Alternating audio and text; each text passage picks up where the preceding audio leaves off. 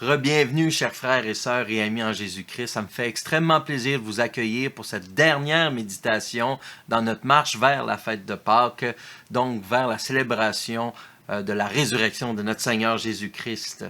Aujourd'hui, nous avions comme dernier texte le texte de l'Évangile selon Matthieu, au chapitre 28, les versets 16 à 20. Et particulièrement peut-être le verset 20, où ce que Jésus dit à ses disciples, « Je suis avec vous tous les jours jusqu'à la fin du monde », qui est un verset extrêmement réconfortant, et on va y revenir dans quelques minutes.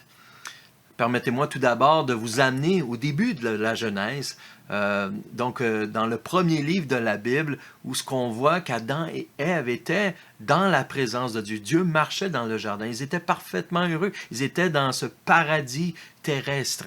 Et ça n'a pas été très long que malheureusement, le péché est entré dans le monde. Ils ont désobéi à Dieu. Ils ont recherché, ils ont cru pouvoir trouver leur bonheur ailleurs qu'en Dieu.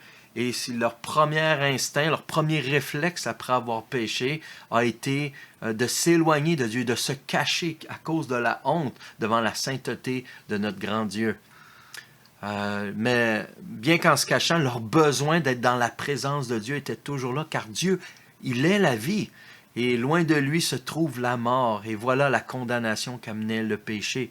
Heureusement, ce besoin d'être dans la présence de Dieu, d'être réconcilié avec lui, mais bien Dieu y a répondu assez rapidement. On voit déjà dès le début de Genèse 3, ce qu'on appelle le protévangile, Genèse 3,15, où cette promesse que l'humanité va pouvoir être sauvée, va pouvoir être restaurée. Et Dieu met des pattes à sa promesse. Il ne fait pas juste dire des choses en l'air. On voit que c'est un Dieu fidèle, comme on l'a vu dans les méditations précédentes. Et c'est un Dieu qui est fidèle, qui met les choses en place. Et déjà, il se fait, à partir d'un homme, ensuite il se fait un peuple, il rachète un peuple dans lequel il s'investit, qu'il aime et qu'il bénit. Et ce peuple, malgré un cou raide, malgré un cœur qui tend encore à cause du péché vers l'idolâtrie, Dieu est gracieux, il va même habiter parmi eux. On le voit à travers, il démontre sa présence à travers, on a entendu la nuée, mais la tente de la rencontre, à travers le tabernacle et à travers le temple, bien sûr. Cependant, à cause de leur désobéissance, son peuple avait besoin d'être corrigé. Ça l'a mené à la déportation et à la destruction du temple. Et ça l'a causé que le peuple de Dieu avait perdu la présence de Dieu parmi eux.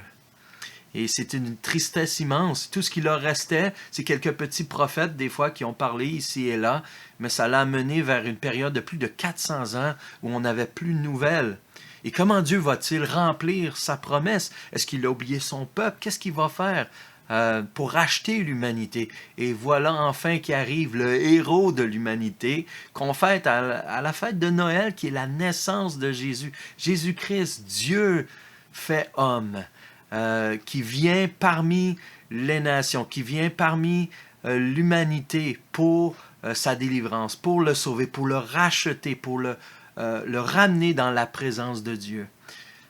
C'est triste en même temps de réaliser que ce même Jésus-Christ est né. Ce bébé, dans le fond, la seule but était de grandir, vivre une vie parfaite afin de mourir sur cette croix.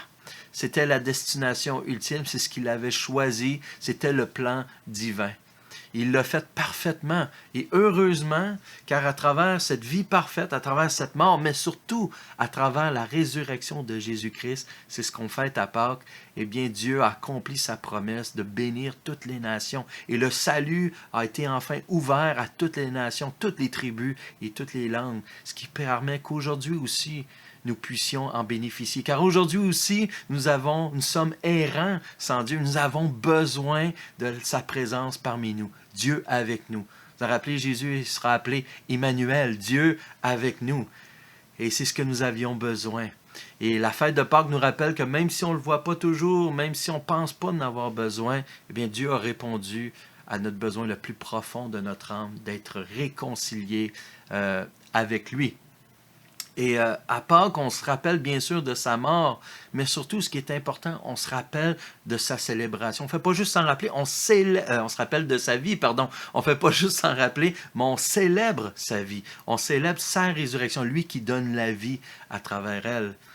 Et bien qu'on a besoin d'être dans la présence de Dieu, on a besoin d'être dans la présence de Dieu sans ce poids qu'apportait le péché. C'est ce que Christ nous a acquis à la croix. Et cette promesse d'être toujours dans sa grâce, toujours dans la présence de Dieu. Et la fête de Pâques, c'est pas seulement une fête où ce qu'on célèbre quelque chose comme la fête de la reine ou la fête du dollar, la fête des patriotes ou peu importe. La fête de Pâques souligne en effet un Jésus qui est réellement vivant. Alors, c'est pas juste un souvenir vague de quelque chose, c'est comme Jésus le dit dans Matthieu 28, 20, il est avec nous tous les jours jusqu'à la fin du monde. C'est un Jésus qui est présent. Son esprit même, je dirais, habite chez ses enfants, chez les enfants de Dieu. Et c'est toute une grâce. Et Jésus n'est pas ce parasite qui nous suit un peu partout, qui dépend de nous. Non, il est ce Dieu incroyable, ce Dieu rempli d'amour, de compassion, qui intercède pour nous. Il n'est pas ce Dieu qui est là, qui nous regarde et qui nous watch constamment. Au contraire, on est enfin libéré de cette pression, de ce jugement qui est tombé sur lui à cette croix. Et maintenant, il nous donne la force nécessaire pour affronter toutes les choses qu'on a affrontées, toutes les épreuves pour l'honorer. Ça nous rappelle également qu'à Pâques, Dieu est là avec nous dans notre présent, donc on est assuré de sa présence dans le futur, pour l'éternité. Et on sait que ça va être plus beau qu'au premier paradis, où il n'y aura même plus la possibilité de pécher, parce qu'on va être complètement débarrassé du péché, et ça va être surtout marqué par la beauté et la majesté, la magnificence de ce Dieu merveilleux, de la présence du Dieu éternel, par Jésus-Christ, qui va être constamment, encore une fois, à nos côtés. Et tout cela, c'est possible, encore une fois, pourquoi? À cause du sacrifice ultime de Jésus-Christ, l'agneau pascal, donc à Pâques, que nous célébrons demain d'ailleurs.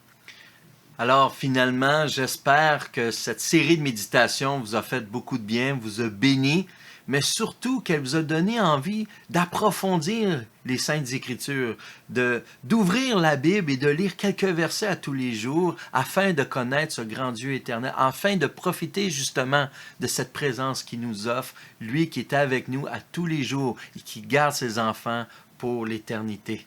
Merci Seigneur parce que c'est entre tes mains. Merci Seigneur pour ton amour et ta grâce que tu as communiqué en venant ici sur cette terre pour mourir, prendre notre fardeau, prendre notre péché, prendre ce qui nous séparait de toi, prendre notre honte et la porter à la croix pour nous. Mais parce que tu étais assez puissant, notre Seigneur Jésus-Christ est ressuscité. Et on veut célébrer, on veut t'adorer, Seigneur. Merci pour ton amour, encore une fois. Merci pour le Dieu merveilleux que tu es. Et c'est ce Dieu que je vous encourage à apprendre à célébrer à tous les jours. Et bien sûr, sur ce, j'aimerais terminer encore une fois et pour la dernière en vous souhaitant une très joyeuse Pâques. Donc, en vous souhaitant une très joyeuse fête de la résurrection de Jésus-Christ, ce Dieu qui nous a donné et qui nous offre la vraie paix. Soyez bénis. Amen.